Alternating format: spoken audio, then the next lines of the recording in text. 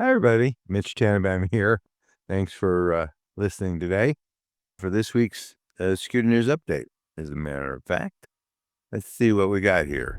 Yet another company has settled with the Department of Justice over lying about their cybersecurity practices. It seems like every month we're seeing another company getting whacked. Last month it was Morse Corp. February was Centene. This month it's Raytheon. Um, you know, the DOJ is gonna get rid of the federal debt, I think. Not really, but they're clearly making a contribution, and they collect billions of dollars every year, and this year a lot of that is going to be about cybersecurity. So, if you have a cybersecurity requirement, my suggestion is you take it seriously, because clearly the DOJ is taking it seriously. And companies are saying, well, I guess we better settle. Some CISOs are saying that we should reconsider the use of Microsoft's RDP, that's the remote access protocol, because of a password. Some people would call it a flaw. Microsoft calls it a feature. But what the feature/flaw allows hackers to do if they are already inside your network is to use already cached credentials, which have been changed, to access an RDP, access a system via RDP. It's kind of an edge case situation. I certainly wouldn't lose a lot of sleep over it, but you got to look at the risk and decide whether or not it's something that is, the risk is acceptable. Physical therapists, this one's kind of weird, is being sued over accessing nude photos of other doctors' patients. The other doctors were plastic surgeons. He apparently was looking at pictures of breast augmentations. Doctors often take pictures before and after. And he's using his own credentials, so not terribly bright. Honestly, he didn't think he was going to get caught, I guess. I don't know. He did, and I guess to some extent that's true, because he did it for 2 years before he did get caught for the particular person. Not only could he get hit with civil lawsuit that's currently going on, but he can also face criminal charges. This is part of what large organizations wrestle with in terms of access controls.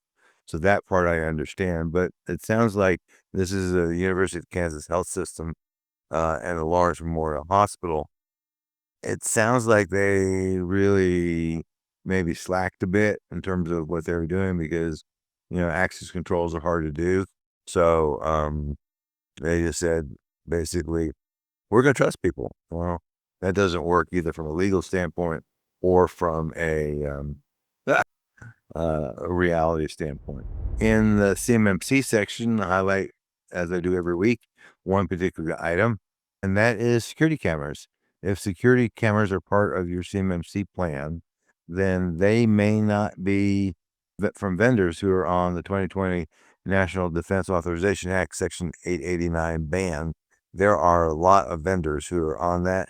And I just did that this week to a vendor and said, are you Section 889 compliant? And after an awful lot of hemming and hawing, they came back and said, no, we're not. But we will be at some point in the future. So, will you fail your assessment? Don't know. It's certainly possible. But if you're using cameras that are on the ban list, you might want to reconsider that. Also, quickly, Katie Arrington, who is acting as the DOD CIO, spoke at the AFCEA luncheon in D.C. This month, and she was all fire and brimstone about CMMC and threatened to assault contractors, I think in jest, who complained about CMMC being too hard. She said that ship sailed in 2014. After Signalgate and the software and hardware section, there's all of a sudden a lot of interest in chat archiving. if you're in some industry that requires you to archive chats, or from a business standpoint, you actually would like to know what your employees are committing you to. Also remember that if you're in the unfortunate situation of being involved in a lawsuit and you have a duty to preserve and you're not preserving chats, that may cause the judge to tell the jury and the jury instructions to assume that those chats would have been detrimental to your case and assume the worst. There are vendors who will archive chats for you. And so, again, depends on your industry and your risk tolerance, but you might want to think about that. Under legal and legislative, we got a bunch this week. The Take It Down Act passes the House 409 to 2. Take It Down is some tortured acronym for a bill that will require platforms to remove non-consensual deepfake and intimate images. And this comes after the social media platforms have been basically turning a blind eye to this real problem. It is a real problem. The drafting of the bill is also a real problem, as often happens in D.C. And I think the net effect here is the potential for massive abuse of the law, assuming the president signs it, and that may cause Congress to have to come back next year and try again. Because fundamentally, from the social media standpoint, if I go off and say, I'm exercising this particular bill and you need to take this content down, and if you don't, you're liable to incredible fines, just insane fines, $100 million fines. Well, the social media platforms aren't even going to look at the content. They're just going to take it down, and if you then, want to go off and sue them, more power to you. They got more lawyers than you do. So I think it's going to be problematic. It really has some bad drafting. But on the other hand, it's a real problem and they got to do something. The feds actually arrested 2 U.S. citizens, one in North Carolina, one in Greece, who are charged with running a international child exploitation enterprise known as 764. I have no idea what that stands for. The feds are calling it a nihilistic, violent extremist network. And they even came up with an acronym for that. That's a term I've never heard before, but the good news is they could face life in prison, which is probably not long enough. People do that. Bad news is for them, if they get locked up, other prisoners do not like child abusers. So I certainly hope that they get put in solitary confinement, because otherwise they may not last very long.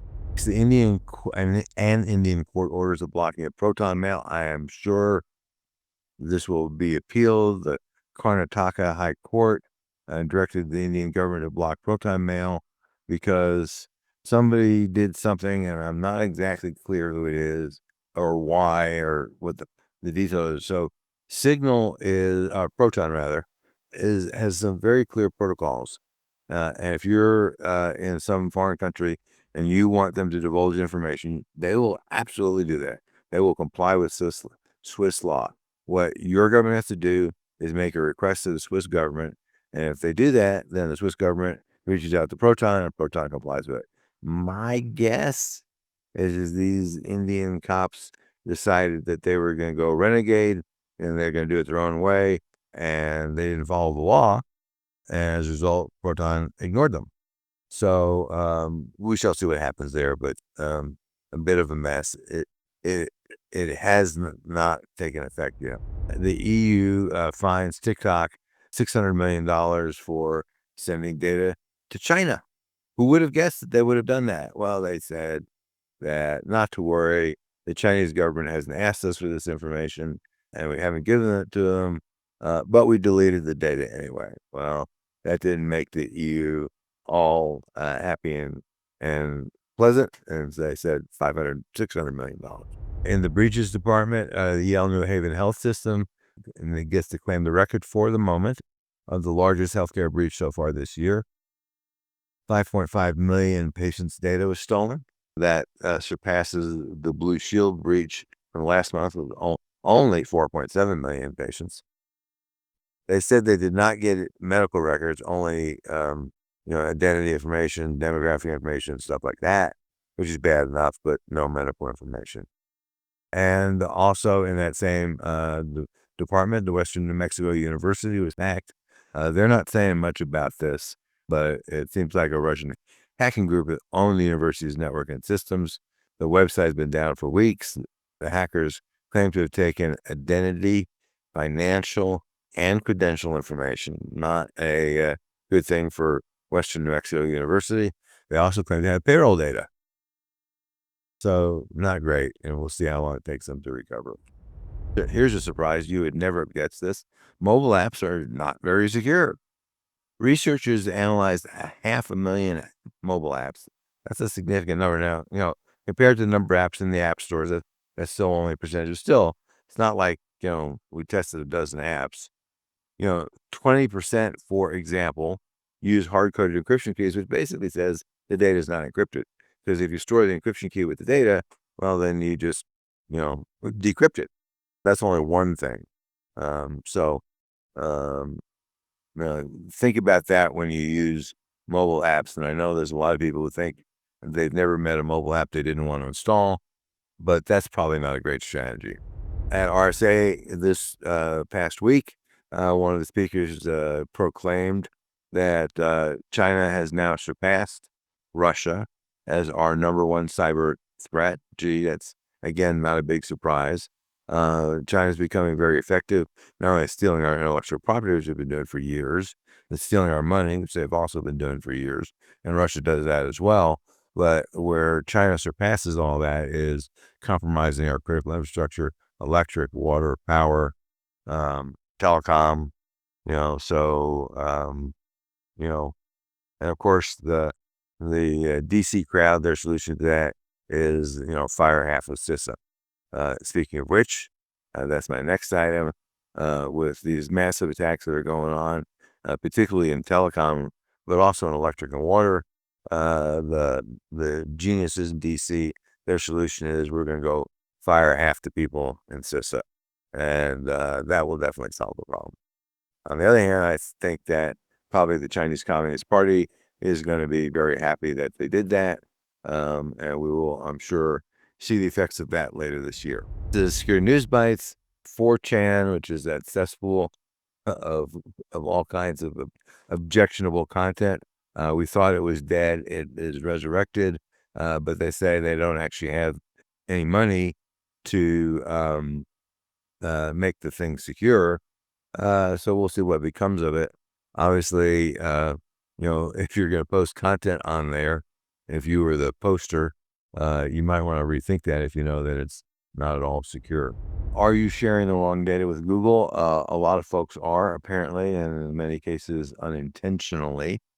Phishing-as-a-Service has become incredibly affordable, and using AI pretty damn effective. And a National Security Council official says the administration is going to get more cyber offensive. They're going to do more offensive cyber attacks. Okay, good. We'll see whether it actually does anything or not, but I'm not counting on it. Finally, the FBI is stepping in after some politicians are getting swatted. It's amazing. If you or I get swatted, they don't care about that. But if the politicians get swatted, boy, we're all over that. We're going to make people pay. So, sorry to be cynical, but I am cynical. And lastly, if you're getting more nervous about your CMMC compliance after reading about this most recent DOJ CMMC compliance lawsuit settlement and the others from earlier this year, and statements like Katie Arrington is making, you might want to take it pretty seriously. And if that means you need some assistance, and I know, nobody wants to spend money on compliance, and it's not cheap, but nonetheless, being fined 5, 10, 15, there was one recently, $270 million. And remember, there's a whistleblower clause in the False Claims Act. In this most recent settlement, the whistleblower got $1.5 million, and the one before that, the whistleblower got $800,000 plus legal fees. So, unless you like writing large checks to the U.S. Treasury, my suggestion is take it very seriously. And if that means you need some help, then please contact us. Until next time, stay safe, and thanks for listening.